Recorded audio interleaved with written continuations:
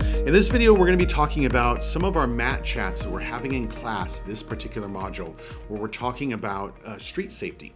And these are really, really important topics for kids, really, really important. Parents, you might already be talking to your kids about all these things, and if you are, fantastic. What we want to do then is help reinforce these things because these are they're such important topics, okay? Now, some of these things you might be talking about most of them, but maybe not all of them. So that's the other point of this is, parents, I want you hearing this. I want you being aware of it. And these are great conversations to have with your kids as you're driving back after martial arts class gets done, or talk to them about it over the dinner, right? Talk about it over the weekend or whatnot. So parents, we want you to be aware of this, hear this. Once you've done that, we've got this sheet. Just basically sign it off. You're going to go ahead and put your kid's name on that. When we get that, we're then going to give the kids a black stripe on their belt. It's going to be a ninja stripe, okay? But this is something that we want for street self-defense. A lot of us think about self-defense. We think about punches and kicks. And the reality is that there's a tremendous amount of self-defense that we can learn, just mental self-defense and being aware so that if something happens, we don't freak out, we don't panic, we don't handle it the wrong way. We've thought about it, we've rehearsed it, we practice it, and when it happens, we're ready for it, right? That is some of the best self-defense that we can have, okay? So the first topic that I'm bringing up here, that I'm going to actually be talking to the students about this next week, by the time you're watching this video, we've probably already had it. And this is a topic I've been talking to parents about. I've been asking parents, and I've been getting a resounding yes, talk to our kids about that, okay? So when you first hear this, you might think, what are you doing? Trust me when I'm doing this. So what we're doing is I'm actually talking to kids about needles. Why? Because we've had a number of students who have been on the playground that have found used needles, or they've been on the street and they found used needles. I've also had some families, a number of kids that play football. And we had one kid who played football, and on the field, they found needles. So now what they have to do, and actually several parents have told me this, that now every game, before the game, the parents have to go out and basically scourge the field and look and make sure there's no needles out there, okay? So what I'm going to be doing is I'm talking to the kids about needles. I'm actually going to show them a couple of needles, and I'm not saying, what these needles are used for by other people, but we're just saying, look, you might see these, you might find these, and if you find this, don't play with it, don't touch it. These things can get you sick, it's possible, so just leave them alone.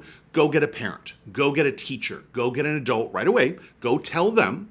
And again, just leave it alone. Don't touch it, leave it alone, okay? So that's very important. We don't want kids being afraid of this, but we want them being aware. You see that? This is what it looks like. We want them seeing it, being aware of it, and then very simply, go get a parent, go get a teacher, go get an adult, okay? So that's the first thing. The second thing we've been talking about here is we've been going over what to do if you get lost. And this is what we highly, highly recommend. If a student gets lost, let's say you go to the fair, state fair, a lot of people all over the place. Kids can get super excited. Parents, if you turn your back for 1 second, your kids might run off some direction, okay? So if kids get lost, what we're telling the kids is to not move, to stay in that spot, to stay there. And what we want them doing is taking a deep breath in, deep breath out, and then just stay put. Don't leave that spot. You might think your parents are that way, and if you go that way, they might be that way. You might be going away from them, okay? Parents, you're obviously going to be scourging the entire area looking for all over for them. If they stay in one spot, parents, you're eventually going to find them, right? But if they're moving around and you're looking, you might not find each other, right? So that's why get lost, stay put, stay in that spot. We're also telling the kids that if they do want to ask somebody, if they see somebody in a uniform, so a police officer, a firefighter, a security guard, something like that, tell them, hey, I need to stay here, but can you call my mom? Can you call my dad? Another good thing to look for is if you see another mother. If you see a mother with kids, ask her, stop her and say, excuse me, I can't find my mom. Do you have a phone? Can you call them, right? So that's what we highly recommend. If you've got something else, that's fine, but this is what we're talking to kids about. If you get lost, stay put. And then parents, obviously, you're going to look around for them, okay? This brings us to the next point, which is, most parents know this one, have your kids memorize your phone number, right? Maybe mom's phone number, dad's phone number, grandma's phone number, your address, whatever, right?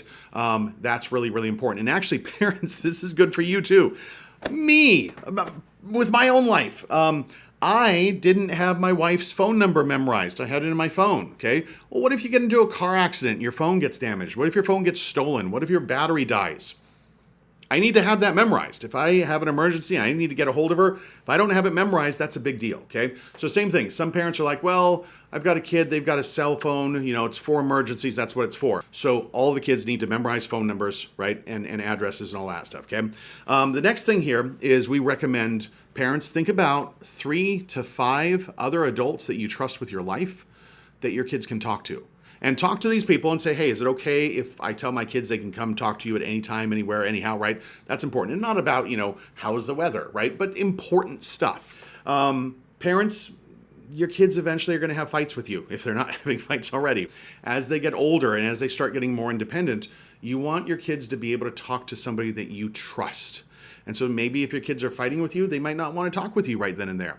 But having them be able to go to grandma, being able to go to one of your best friends or whatever, that's important. And also for the safety. If they ever get lost, they can't get a hold of you, they're trying to call, maybe your cell phone isn't getting reception, have them be able to call grandma, grandpa, aunt, uncle, neighbor, whoever, again, you trust. So parents, think about, again, I recommend, if you can have like 5 people, that's ideal, but have at least 3 to 5 people that you trust, and the kids have to memorize their phone numbers. So this is a lot of things to memorize if they haven't. And double check this. There are some kids that have great short-term memory. They memorize things really fast, but they'll also forget those things fairly fast. So check in a month and see what they have. If you have all this information, so mom's phone number, dad's phone number, your address, grandma's phone number, grandpa's phone number, an aunt's phone number, the neighbor's phone number, if you have this, that's a lot of information, right? So what I recommend is starting off 1 week. 1 week while you have dinner, spend a few minutes and have them practice memorizing one phone number. And have them do that. And then the next night you have dinner, practice that again. The next night, practice that again. And then at the end of the week, say, look, if you can have that memorized, you're going to get a treat. At the end of the week, if you can do that, we'll go to a movie, or we'll go get ice cream, or we'll go to the park, or whatever. Have something fun that can be a family activity. And if they have that memorized, then you do that. Second week, have them memorize a second phone number. And now also review the one from last week. So if they can review the one from last week and get the next phone number, again, go to a movie, go to ice cream, do something fun, whatever they like. Go to the park, something easy, right, whatever. And then the next week, do the same thing. The next week, do the same thing. So if they've only memorized a couple of these, that's how you work on like 6, 7, 8 phone numbers if they need to have this. This is important. This is a good way to do it. And again, after a month, after 2 months, double check. See how they remember that and all that, okay? Next thing that we're doing is we're actually talking to the kids. Side note, I'm going to have a podcast. And the podcast is going to be entitled The Dangers of Stranger Danger. Yes, you did hear that right. The Dangers of Stranger Danger. Okay, now, me personally, I grew up and I heard stranger danger all the time. Parents, if you grew up in the United States or in this area, you probably heard this too a lot. But actually, researchers, we're now finding that there's actually dangers of teaching stranger danger, okay? So I'm going to have a podcast talking about why that is. And then I'm going to talk about, what are some better ways to deal with this? What are some better ways to handle this? And I want to make this podcast for our members. I want to make it for the parents of our students. And then parents, if you have friends that have kids, send this podcast to them. If they're out of state, out of the area, wherever, this is going to be good stuff for them to hear. We're going to be getting into that later on. But right now, for this module, we're not really dealing with that. Instead, what we are talking about, just very quickly, is if there is a stranger that tries to come up and talk to your kids, and some of them could legitimately need help with directions or something like that. But what we're talking to kids about is this. Strangers do not need help from kids. They don't. Strangers do not need help from kids. So if you had a stranger come up and say, hey, I need directions, and we're talking to the students that even if you know the answer to that, don't answer it. Go get a teacher. Go get an adult. Go get the recess monitor. If you're at the park and somebody comes up and asks you a question, say, oh, let me go get my dad. Oh, let me go get my mom. And then run and go get that person. Okay. Now, if that stranger really does need help, you going and getting an adult is going to help them. Okay.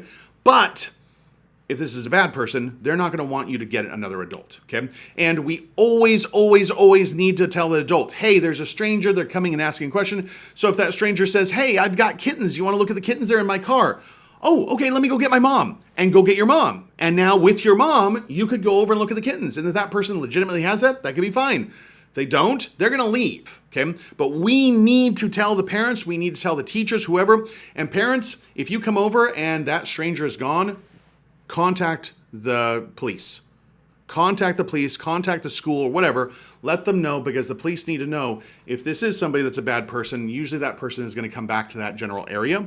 They've been stalking that area. They might be doing this again. So we need to alert authorities. We need to let the teachers and the school board know. They need to be aware of this. That's a big deal, okay? So we're telling kids, look, somebody comes and asks you a question and say, hey, I need directions. Oh, let me go get a teacher. Go get a teacher. Oh, let me go get my mom. Go get your mom. Oh, let me go get the monitor. I'll be right back. And you just go get them, and there you go. That's what you do, right? You don't need to be scared. Don't freak out, but just go get an adult. Go to get an adult. Whatever that stranger says, if they say, hey, I've got candy in my car or whatever it is, oh, okay, let me go get my dad. Go get your dad. Go get the adult. Go get the parent. That's what we're talking about that, okay? The last thing that I wanted to bring up here is we're talking to kids about having a family safety secret word. Again, a family safety secret word, okay? This is a word that you have just with your family.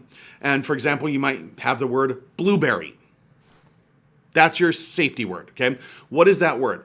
That way, if there's ever an emergency, mom, you got to go help out with something else. You can't go pick up your kid from school. You got to get somebody to pick them up. You call a friend. They go get the kid, right? If that person goes to pick up your kid and said, hey, your mom sent me. Get in the car with me. We want the kid to be able to say, what's the safety secret word? Okay, so mom, that way if you call this person, say, hey, can you go pick up my kid? Tell them blueberry. So then that parent goes, hey, your mom sent me. Blueberry is the secret word. Come in the car. I've got to take you, right? So have a family safety secret word. What is that word? That is a word just that your family knows. And that way, if you need to tell somebody for an emergency, that your kids know who that is, right? Okay, so those are the things. So again, this module, we're talking about needles. We're talking about what do you do if you get lost. We're talking about memorizing phone number of your parents' information, your address. Also, parents knowing at least 3 to 5 people that your kids can come talk to at any time. That's really important. Also, having them memorize those people's phone numbers. So if their phone gets lost, or if they don't have a phone, or mom or dad, if your phone's not working, your kids have a way to get a hold of that. Next, we're talking about, if a stranger comes talk to you, go get an adult. Go get a teacher, go get a parent, go get somebody you know. And lastly, having a family safety secret word.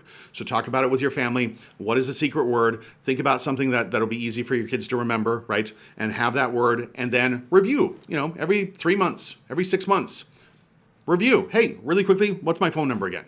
What's our address? What's our family safety secret word? Okay, so that's it. Parents from here, great. Go ahead and get that document that we have. Put your kid's name on it, sign this off, and from there, your kids are going to earn that black stripe. They're going to earn their ninja stripe for this module.